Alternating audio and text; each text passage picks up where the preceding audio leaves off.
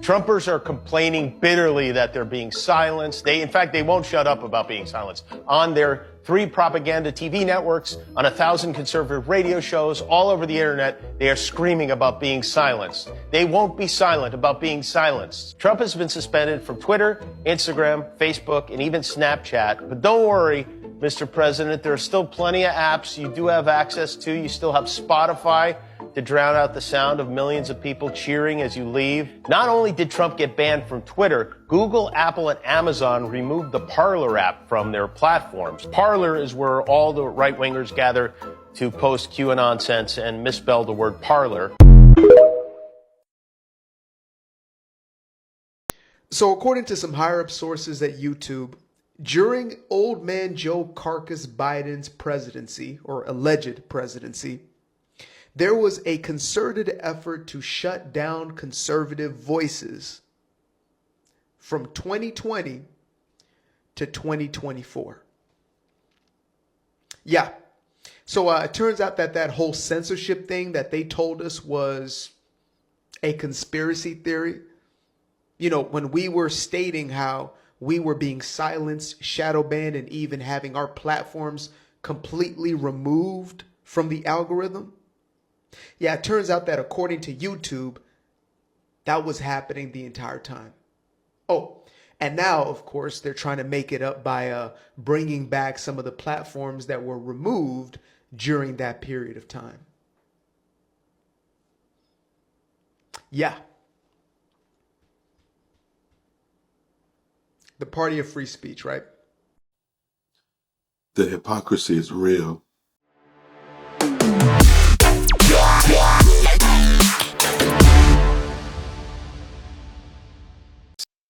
Please remember, like, subscribe, and share this channel. So now let's get to it, okay?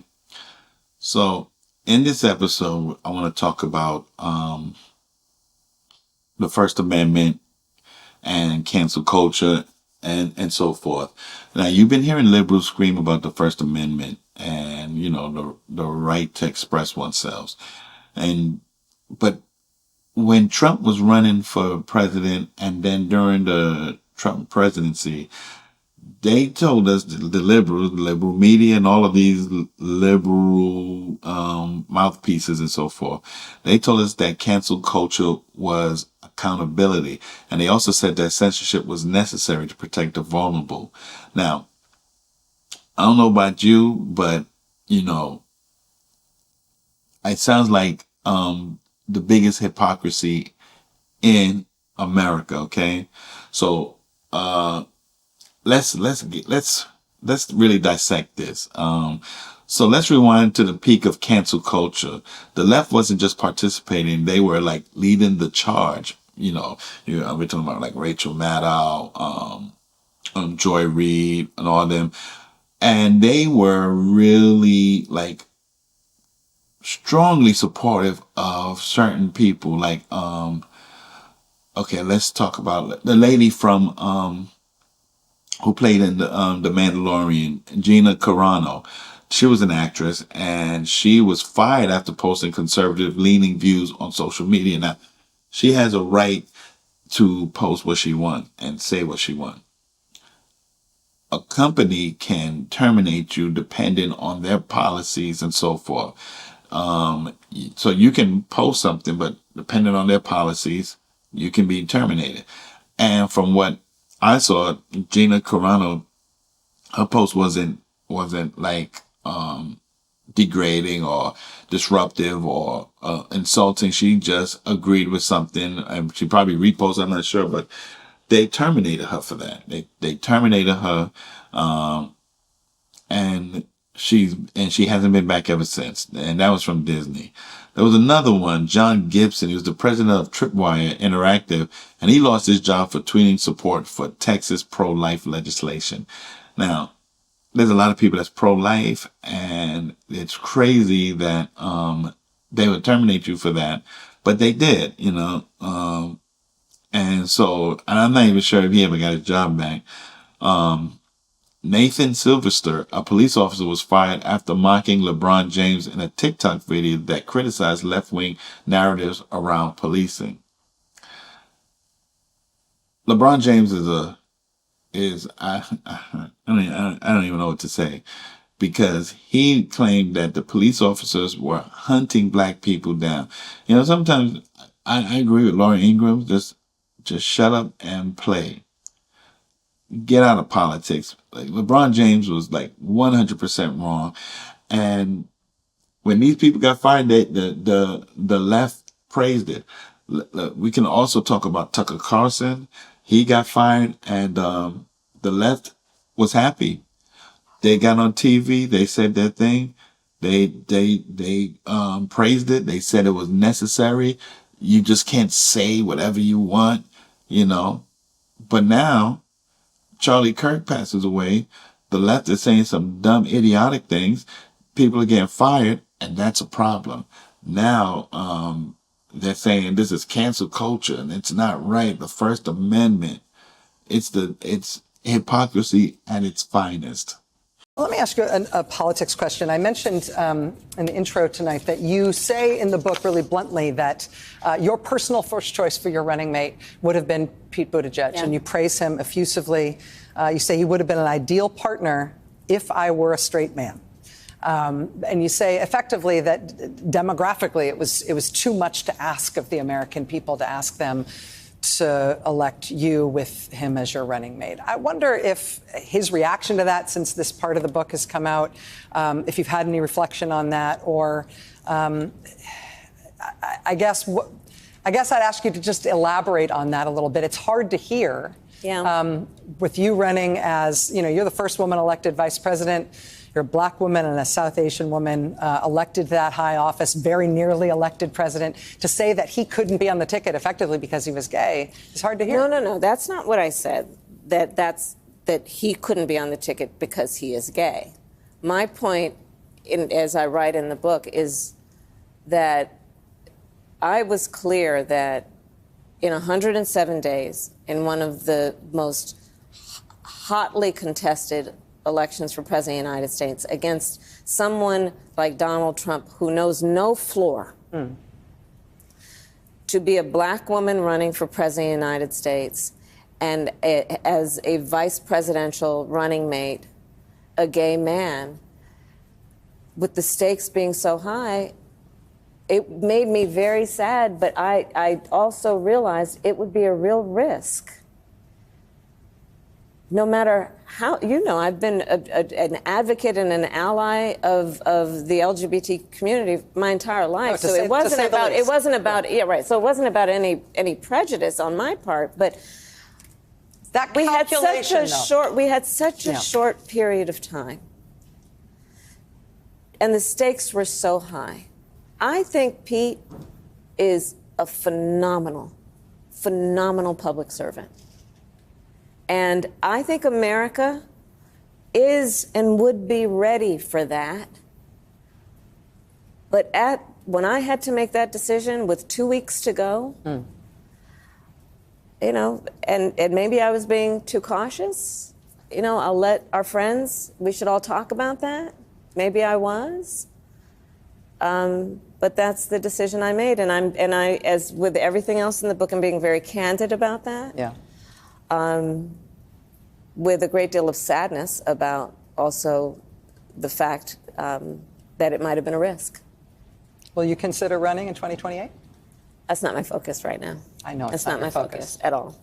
I know it really isn't. I'm just going to. Yeah. Well, I know you're not considering it now, but are you saying, when you said you're not going to run for governor of California? Correct.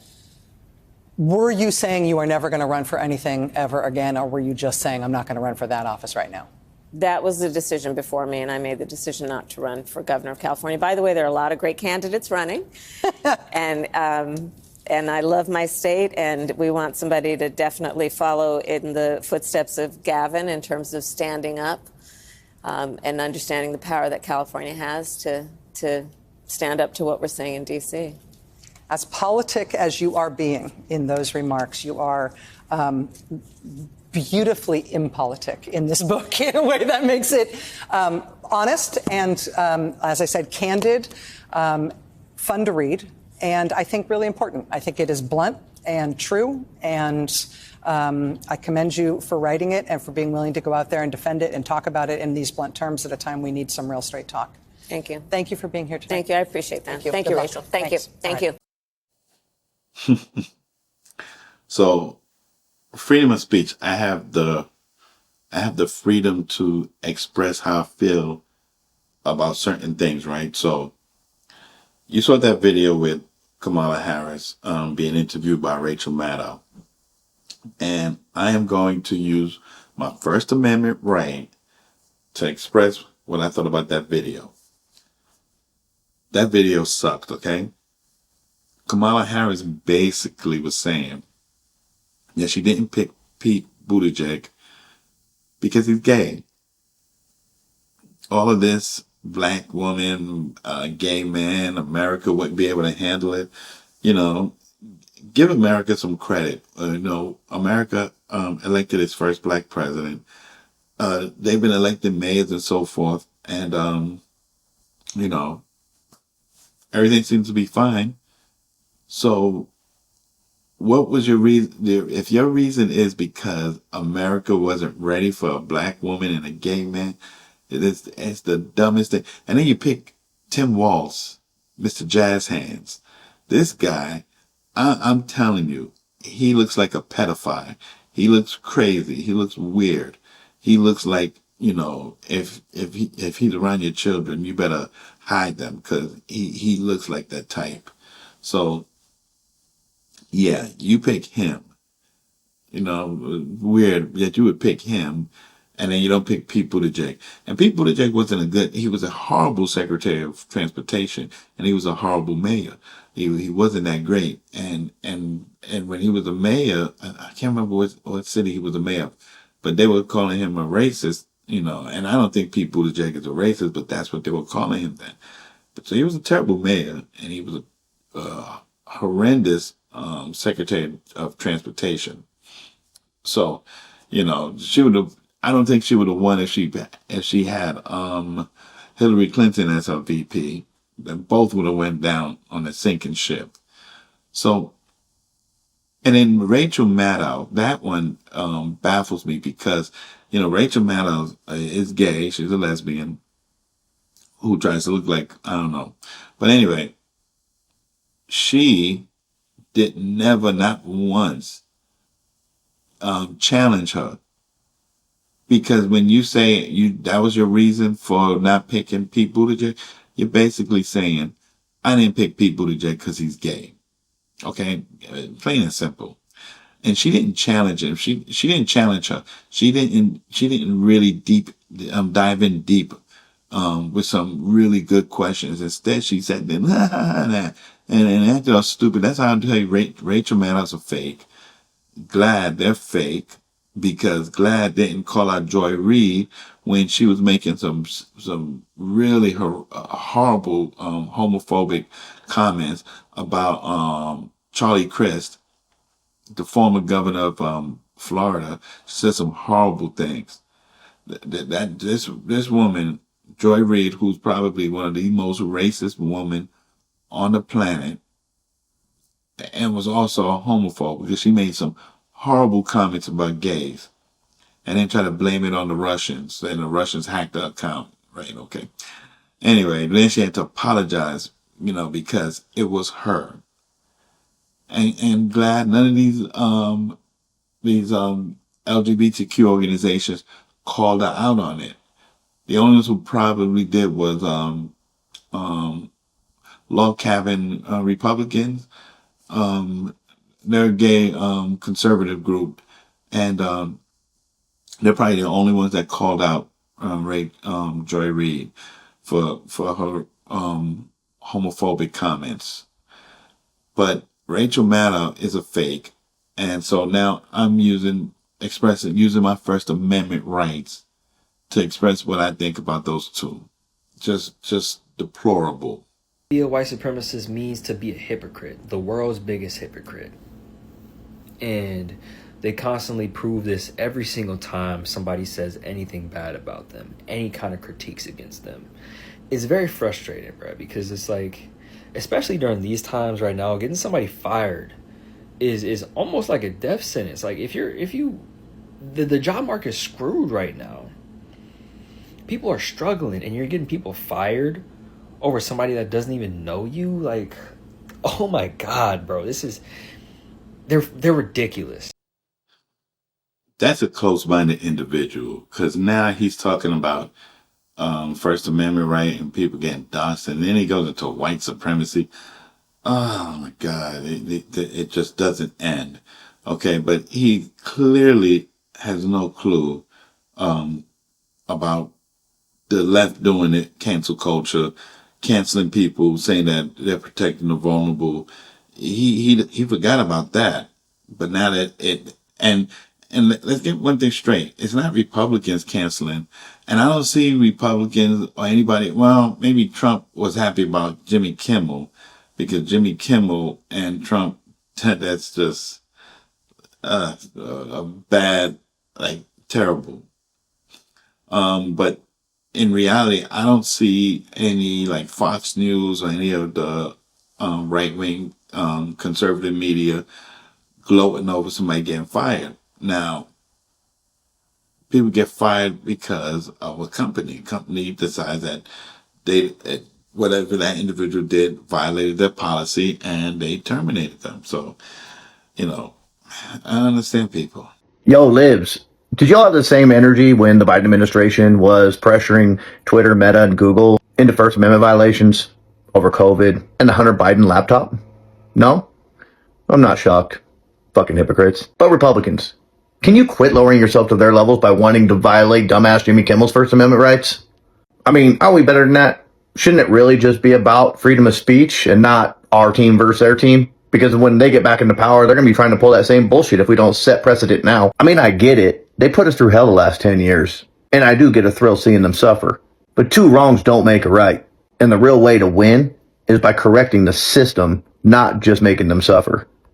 Our First Amendment stands as a major block. It's really hard to govern today. This is a matter of corporate responsibility. Twitter should be held accountable and shut down that site. It is a matter of safety and corporate accountability. The First Amendment is not absolute. It does not protect any single thing anyone says. And there are limits, and that's important. And what this committee has been trying to do for the last year and a half is to chill the federal government from monitoring what is going on social media. When you look at what Tucker Carlson and some of these other folks on Fox do, it is very, very clearly incitement of violence.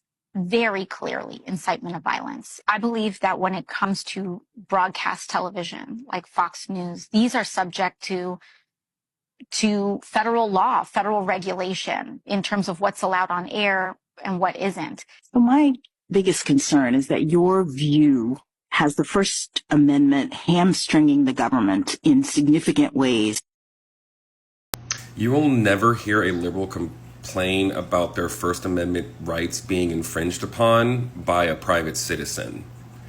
By and large, liberals know that the First Amendment is about the government, not about private citizens. So a liberal would not get upset about their First Amendment rights being infringed upon by you, a private citizen, because we know that you, a private citizen, cannot infringe upon the First Amendment. And the only entity that can infringe upon the First Amendment is the government.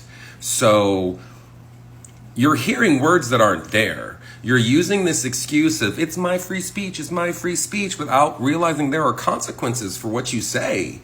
And the government doesn't have to dole out those consequences. Society can dole out those consequences. Private citizens can dole out those consequences. That's how our country works. So they got some smart people out there. And I commend them for speaking up and saying what's right, about First Amendment. But besides that, here's my challenge to those out there. If you supported cancel culture, man, just own it. And if you change your mind, admit it. But don't pretend you were always for free speech, because now you're just gaslighting us, okay? Let's keep it real, and say what it is. Liberals are playing a dangerous game here.